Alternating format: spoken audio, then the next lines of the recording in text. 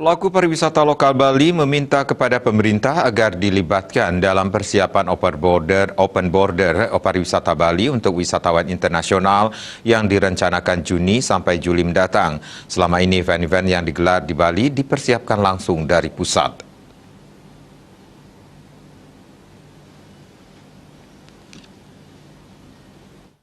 Industri pariwisata Bali untuk dilibatkan dalam event-event besar yang diselenggarakan di Bali.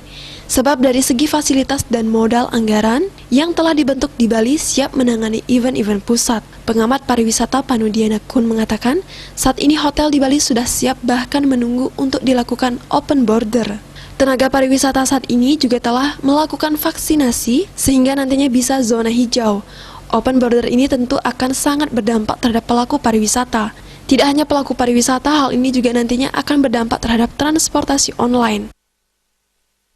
Itu ya, hotel udah siap, sudah nunggu-nunggu open border sebetulnya. Ini yang membuka itu negara. Negara itu ya pemerintah, ada Menlu, ada Menteri Kesehatan, ada Menko,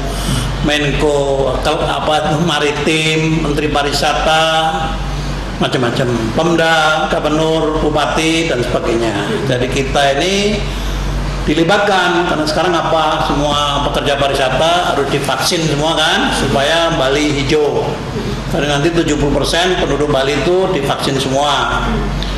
Makanya ini yang sudah disiapin, Ubud, Sanur, Nusa Dua, itu sudah dilibatkan persiapan untuk menerima kedatangan Wisman dari 4 negara itu.